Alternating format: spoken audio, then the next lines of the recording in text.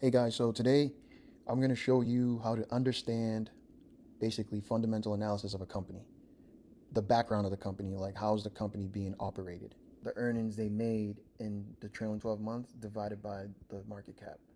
And that would give you 26.18, which 26.18 is actually not too bad. It's average per se for a company like Meta because it's a technology company. So technology companies usually have a price to earnings ratio of like 20 and above usually because they can grow quicker and faster than an average like company that's like, let's say, selling couches or something, because there's so many couches you can sell, but when it comes to advertisement, many people can advertise different things. They could do it multiple times. There's no like limit, if that makes sense. So that's why the PE can be is usually higher than like an average other company per se, because there's not that much of a limit. Um, that being said, the next thing is the dividend yield. So they do pay dividend. If it's blank here, that means they don't pay dividend. But here they do pay about the dividend is about 0.28% of the current price. That's how much they're paying. Um, and then free cash flow payout. I don't really care about that. That has to do with the dividend. The next thing you want to look at is the price of sales. So price of sales basically means the market cap divided by their revenue each for the trailing 12 month, right? So price of sales is 10.4 on a trailing 12 month, which depending on the sector you're in, this could be considered high, this can be considered low or average. So you just have to figure out what sector it is. In this sector, this technology sector, this is probably not as bad. It's probably on the average side, a little bit on the high average. Price to book 9.6. Price to book is basically similar to price of sales, but it's just basically the market cap divided by. You could click this question mark and it'll tell you is the market cap divided by the book value, right? So that's basically what that is. I don't really pay too much attention to this one, but that's something you could also look at. So book value is basically like the how much cash they have divided by their market cap, you know. So total cash they have, divide that market cap will give you that 9.6 after the expenses and everything, like what the company has. Next is diluted shares. So the shares diluted here is 2.57 billion. So the lower this number, the more concentrated the company is, right? So with 2.57 billion is actually a lot. So it's gonna take a lot to move this price up because there's so many shares, 2.57 billion shares outstanding. You get what I mean? So the lower this number, then the less there is. So the less money it takes to move the price up, you know. So that's one thing to pay attention to. And then the next thing you want to pay attention to is the free cash flow. This is where I like to pay attention to the price to free cash flow. So what this is basically the market cap. Whenever you hear price, think of market cap. So it's the market cap divided by the free cash flow. So remember I was telling you the free cash flow they made, let's say in 2024 was 54 billion. So 54 billion, right? It wouldn't be trailing 12 months. It'll be for the year. So for the year they made 54 billion. Divide that by 1.87 trillion. That would give you their price to free cash flow, right, for the year. So it would should be probably around this number. So if you get that, if it's in the 37-ish or so, this might be considered high or low depending on the sector or average that you're in, and also most importantly depend on the growth of the company. So if this company is like doubling year over year, this 37 is like nothing because the company hasn't fully grown yet. So you can't really see this as anything. So if it's like a new company early that's growing fast, you shouldn't care about price to free cash flow or even price to earnings because the company hasn't shown its full earnings potential, if that makes sense. You know what I mean? Just like if you start a business, right? In the beginning of the business, are you gonna care like if your company is? I mean, you're gonna care, but you're not gonna care if your company generating money because all you're gonna be doing is spending money to try to get customers, right? So you're gonna keep spending money to get customers, and then as you get so much customers, it'll cover the cost of actually operating your business, right? How much you're spending for advertisement and this and supplies and all that, right? So that's how you got to look at it when you're investing in certain companies. You got to know what stage they're in, right? Is this company a new company? Do they have more customers they can obtain, like is there more growth ahead of the road, down like as years come, are there more growth, you know what I mean? So these are things you got to ask yourself in the beginning, right? So that being said, we're going to skip along to the financial statement. This is so all this stuff we're discussing is important to know because this is basically you analyzing the Carfax, like we were saying earlier, like seeing what's under the hood of the car, right? Seeing what's under the hood of the business, like so you can understand it more and see if it's a healthy business or a business that's deteriorating, right? So what you want to see, like I said before, is growth, right? In sales, revenue. You want to see growth in their net income, right? You want to see growth in um, their free cash flow. You just want to see growth in places you should be seeing growth. Their cash. So that being said, let's start off with the total revenue of Meta platform, right? So we're looking at that. So with this, you could first start off here. So Q means quarter over quarter. That means every 3 months. But we're not going to do that. We're going to look at yearly, right? Each year. So we do yearly, and K stands for 1,000. So all these numbers you see here, is times by 1,000, and that's the actual number you get. So this is like 164. What is it? Million times 1,000. So what this is actually 164 billion dollars, right? So over time, right, you could go back all the way as far as we can go is 2007, right? You can see 153 million. Over time, you could see this is green, right? So that means it's growing. So over time, you can see they've been growing over time. You see that? The only time they had a red where they decreased year over year is in 2022, right? So that was the only time they decreased. So other than that, over time they've just been growing. And you could click on this, and you can see you could blow it out to that 2007, and you can see as a bar is going up over time, right? So the company's growing year over year. This is what you want to see in a company. This is their revenue, by the way. This is what you want to see. You want to see the revenue growing over time, all right? Which is good. The next thing you want to look at is their expenses, right?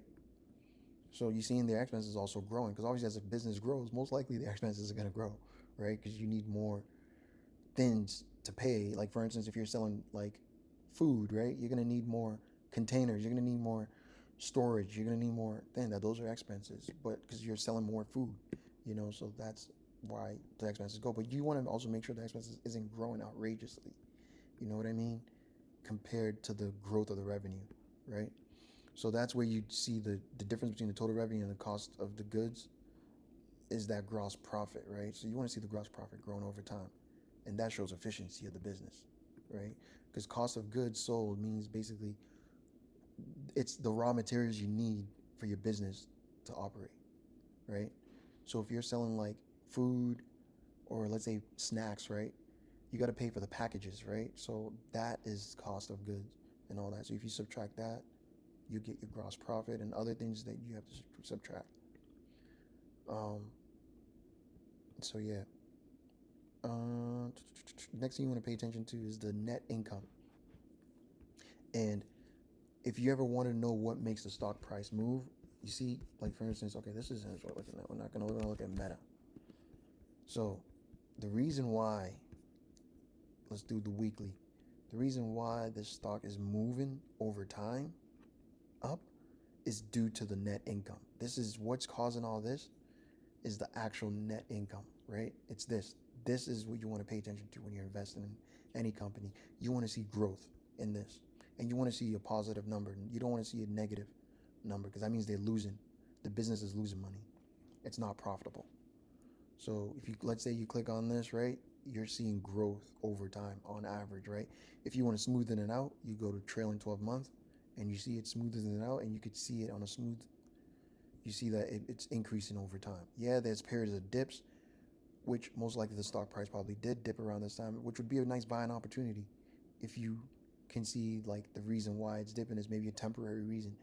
So maybe around these periods, this is the company trying to reinvest, and that's why obviously the stock price probably went down. So you want to use the opportunity to buy the company, right? So that being said, overall you're seeing growth, which is good in net income. So you want to pay attention. This is why one of the most important things you want to pay attention to when you're investing in any stocks. Also, you want to pay attention to diluted shares outstanding, right? Because as these shares do increase, that means your position is being diluted. Think of it like if you're in a business with like two people, you got to split the money, two ways, right? Now imagine being in a business with like 10 people, you got to split the money 10 ways. You see what I'm saying? So your take home is going to be less. So that's how you want to look at this shares diluted. You want to see this number going down over time or staying flat. If it's growing over time, which you might see in new companies because they do dilute shares to kind of like, entice and bring new talent to the, company, right? By giving them pieces of the shares, by diluting you, which could be fine, but you just want to pay attention. It's not outrageous, it's not a lot. So you want to pay attention to that. So that's one thing you want to look at. Moving forward, that basically sums up the income statement, right? So think of the income statement like your paycheck, right? You got your revenue you get, and then these operating expenses, right? It's important because think of this like your deduction on your paychecks, right? And then your net income would be like your net pay. That's what your take home. So this is the business take home. So that's what you want to pay attention to when you're looking at the income statement. Go on the balance sheet. Think of the balance sheet like a person's bank statement, right? You want to know like how much money they have and how much people they're owing, right? So when you look at the money they have, that's their assets, right? So you want to look at the assets, and when you look at the assets consist of current assets, and the current assets consist of cash they get within 12 months. That's why it's called current asset. Current means this is the cash they can liquidate within 12 months. That's what it means by current assets, right? And their total assets is basically everything, all the above, right? Including like their logo and how much the company they think is worth or praised and everything, and the cash. You know what I mean? And the people that's owing them money. You know what I mean? So that equals $276 billion in cash they have. All right? And now, after cash, you have your liabilities, right? So with your liabilities, right, you have the same thing. You have your current liabilities. These are liabilities. These are bills basically you have to pay, right? Bills, debt you have to pay within 12 months, right? So as you can see, if they have enough current assets, which is money they can get within 12 months to cover the 33 billion, right? They have 100 billion. That means they have enough to cover the 33 billion they have within the next 12 months. So this is healthy. It's good, right? That means the company's not going to be scrambling, for money, or there's less chance they're going to dilute you as a shareholder, to pay their bills. All right. So that's a good thing. And then as a total, right, the total amount of money they have in liabilities and debt and everything to pay off, right, is 93 billion.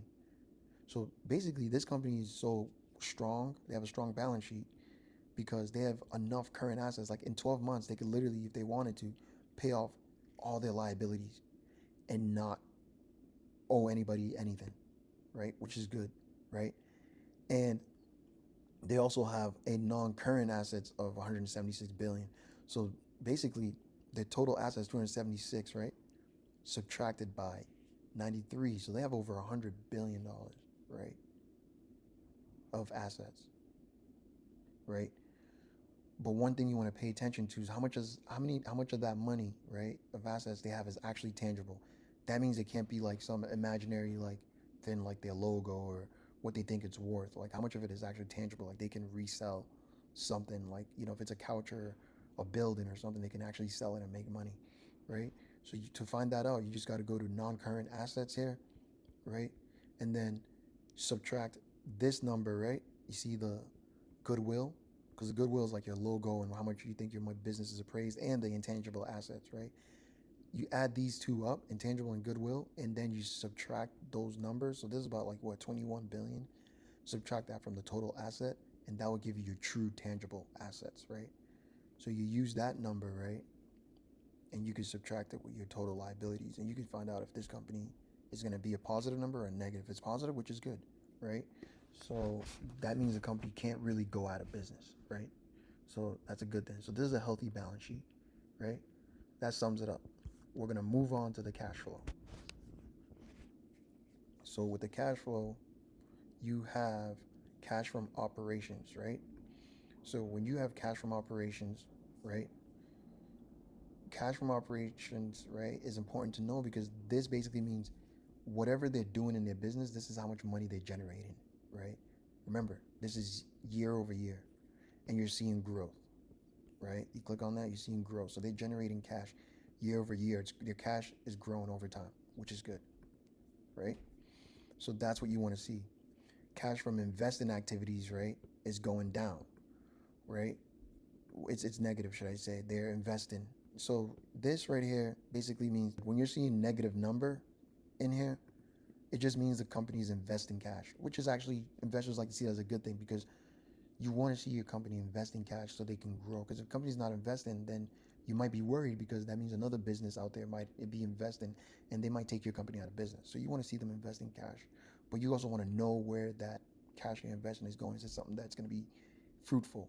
Is it something that's going to be profitable? So you want to pay attention to that. It's not just if it's negative and they're generating cash. If this number is positive, you don't see that negative sign, that means they generated income from that, if that makes sense. Cash from financing here basically means that um, if it's negative, it means the company is paying down their debt. If it's positive, that means they're taking debt. So you want to pay attention to that. Why are they taking debt? And then obviously you want to know if they're paying down debt, what debt are they paying down? So you can find all this information by obviously digging more deeper into their financial statements, going to the company's website and reading their filings, the 10K and all that. All right. Free cash flow, right? You want to see this growing over time. So as you can see, the free cash flow is growing over time, which is good. And that's what you want to see, right? You want to see that free cash flow growing over time because then it represents that the company's generating free cash flow year over year, which is good and healthy. All right. So pay attention to that. And I like to pay attention to that because with these free cash flow, they can do like at least three things, right? I could think of they could do. They could either buy back their shares, and when they buy back their shares, right? It's good when they buy back their shares if the company is trading at a low valuation, like if a company's trading cheap, like it's undervalued. It's good because then they're retiring shares, right? Which is good for you as a shareholder because now it's basically it's increasing your ownership without you actually buying more shares, if that makes sense. So it's doing the opposite of dilution. It's actually um, undiluting you. It's making it more concentrated, your position more concentrated, which is good because over time, if the company grows, you're going to make more money. And same with the company. As a company makes more money, they're going to gain more money because they retired more shares, right? Their earnings are going to grow more higher over time. So it's good to pay attention to that. That being said, you also want to pay attention to the growth. Obviously, like we discussed, you want to see it growing over time, right? And the other thing they can do with their free cash flow is they can invest in other businesses. Like they could probably buy another business. They could invest in buying properties or equipment or anything that could help their business grow, right? And then the other thing they can do is pay dividends. If a company's paying you dividend, then it means like they don't know what they can to do with the money, so they'll rather just give it back to you.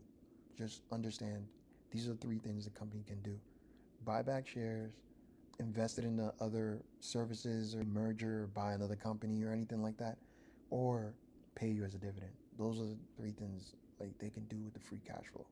All right. And I'm just going to leave it at that. That sums up the income statement, right? The balance sheet and the cash flow. If you could understand just these basics, right?